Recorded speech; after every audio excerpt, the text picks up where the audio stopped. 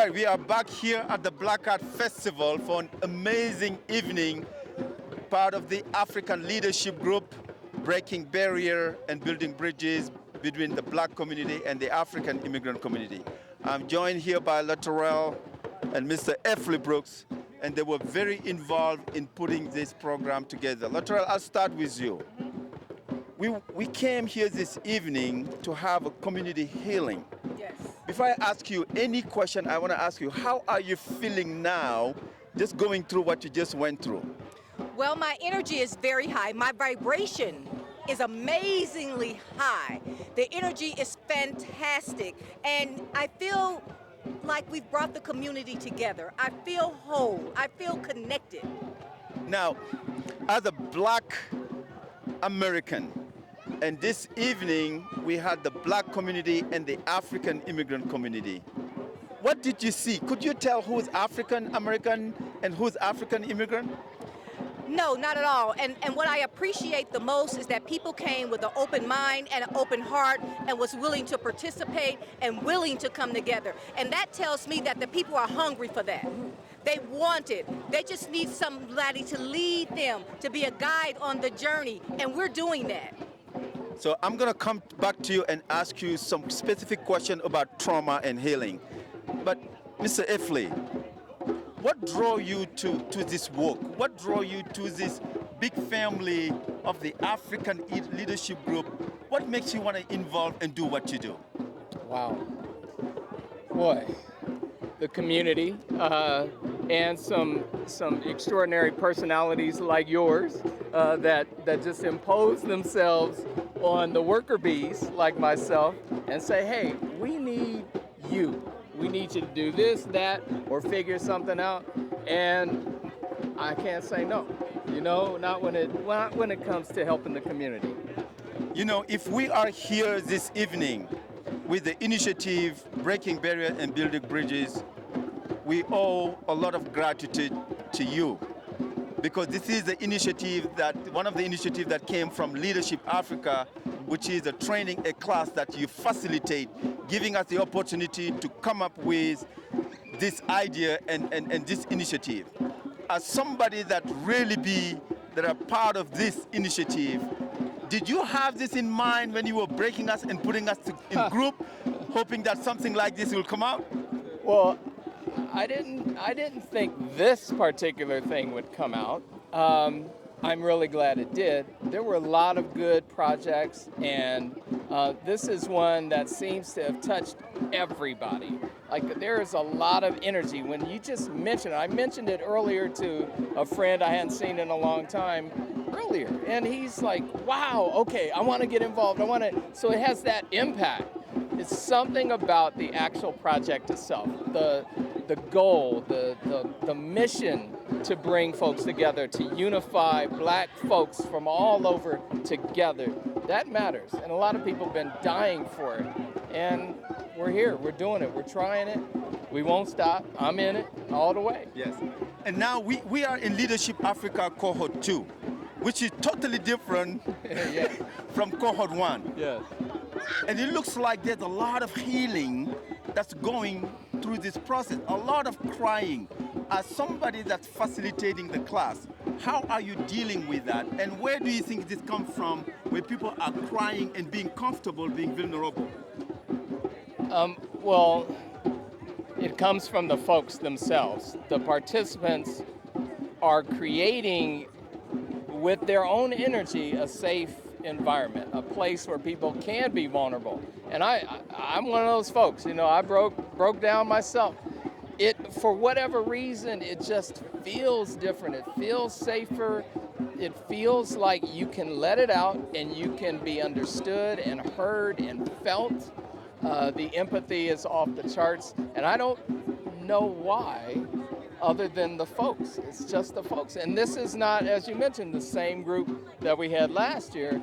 A lot more non-African immigrants, right? So it's about 30-something% that are not African immigrants.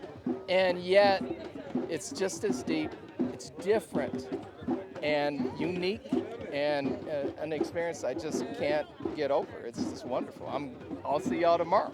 Well, we just like you to have part of it. So as a yoga teacher, and we talk about trauma, what is the trauma that you feel like you've been through and you're still feeling, if you can talk about it?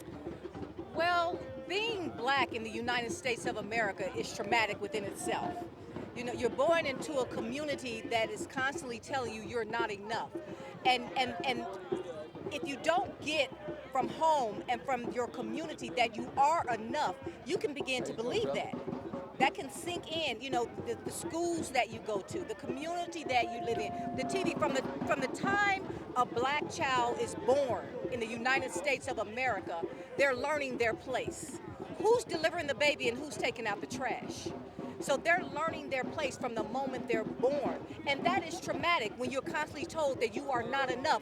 But subliminally and deep in your spirit, you know that you are. So you're balancing this energy, and when you're a child, a lot of times you don't know how. So that's trauma that spreads throughout the body and the mind, and we have to work through that and tell ourselves we are enough. And that's what this circle is doing. That's what this energy is doing. It's saying you are enough just the way you are. You don't have to assimilate. You don't have to become someone else. You don't have to speak a certain way to be enough. You are enough because you're a human on this planet. And your black skin is an asset, not a deficit. You know, Right. Dr. Hudson said best when he say, forget where you came from, but remember the color of your skin. That's what he taught us. And there it is. Now, through this yoga, educate us a little bit about healing through yoga. What does it look like? Well, first of all, we have to remember what is yoga. Yoga is being present in your body. Yoga is being present where if you're in a kitchen cutting an onion, if you're present, you're doing yoga. Yoga is not just about moving the body. There are 8 limbs to yoga. Asana, which is the movement, is just one limb. Healing, working through your traumas, being intentional about that. That is what we have to do. We have to be intentional about moving energy through the body, because when energy gets stuck in the body, we can have pains, back pain, knee pain, other pains in our body. And a lot of times that's because energy is stuck. We have to clear our chakras. And the root chakra is when you are engaged and connected to who you are and where you're from. Yoga is a form of healing because it allows you to move the trauma through your body in any way that works for you. It's not about the poses being perfect. You know, sometimes when I teach a class, I invite people to do whatever feels good in their body. I am a guide on the journey. I am not the expert on anyone's body except my own. So when you do yoga, it's for you to scan your body and see what you're feeling and what works for you and what hurts on you and where do you need to stretch more or where do you need to send some healing energy. You know, sometimes when I have back pain, I just say, my back is healed. And I'll take a deep breath and send healing energy to my back. You know, and so, but that's my body. And so yoga is about people getting in touch with who they are. Any teacher is a guide on the journey. We have to remember that. They are not the expert on anyone's body in that room except their own. So we have to be intentional about moving the trauma through. There are people who, when they go through a yoga practice and we go into Savasana, which is corpse pose at the end, they cry. Tears come. It just happens because they're moving their body with intention. They're connecting to their cells. They're releasing energies that they no longer need to carry. They're inviting energies in that says, I am worthy of God's best. And when you believe that and that energy comes, and when you've been in a society that has constantly told you that you're not enough, and you get the realization that you are, that will make you cry. That will make you emotional. So that's what yoga does for people. That's just one of the things. Wow. Effley, I gotta ask you this last question. Now, as somebody from the black community, but also have the opportunity to be very engaged in the African immigrant community, this is a two-part of question. Oh my. So what is your biggest hope between the black community and the African immigrant community? And what message do you have to anyone from those two communities that might have a misconception or a misunderstanding toward one of these communities? Oh my goodness. Wow. So connection is the biggest thing. And that's connection, whether it's a drum circle, a community meeting, parents getting together, sharing the same struggles and challenges. Whatever it is, having more opportunities to connect, whether formally, informally, or whatever, right? Even in crisis. Because it's through connection that you build the bonds and get past misconceptions, stereotypes, those kinds of things. And we've all been subject to those kinds of things through social media, through word of mouth, and all kinds of things have gotten in the way of us being open to others who are different and yet the same, right? And so that's the biggest thing I want, is much more connection, interaction, chances for folks to really cross-pollinate, really. It's what it is. Just share your soul, share your spirit, share your energy, and that'll bring us together. As far as getting over some of the gaps, I think folks look at your life and think about, Latero was talking about how we can have things in our bodies that are sitting there and poisoning us. They're toxic. They're things that come from those stereotypes or come from our envy of someone else, right? These negative things, these negative emotions and feelings and energy. And we need to look at that first. So if I look at somebody and I'm looking sideways at her because of whatever reason, that should be a clue to me to say, whoa, why am I tripping? Really, what is that about? Is that about me? Because often it is. Often it is, if not always. And so start with self. We always start with self. Just like Brother Francis had us drum, and it was all starting with self, being conscious of your own beat, your own rhythm, and then passing it on and connecting. And that's what's going to do it. Start with self. Look at yourself. Think about what is the toxicity that's in me, that's in the way of me truly being vulnerable and connecting and being open to somebody who's very different and yet exactly the same. Well, you got it. Either you're an African American or an African immigrant, just remember this. We have more that unite us than divide us. And let's get out of our comfort zone and be willing to embrace each other. Be willing to share a circle, to share meal together, and love each other. Just know that the African Leadership Group is doing its part in partnership with the Black Art Festival. That's what united us this evening. It was an amazing moment. I still feel the energy, so I'm so blessed to have these amazing people part of this journey. And wherever you are, we welcome you with open arms and hope that you will join us to celebrate each other. Thank you.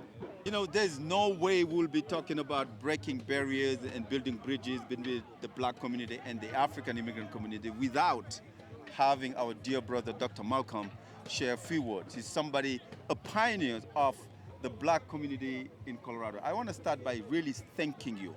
You have done an amazing work just showing up, just embracing us as African immigrants, and also be willing to be part of what we do. I want to start by really expressing my gratitude and respect to who you are as a person and your leadership. Thank you. Thank you. And let me say the same thing to you, Papa.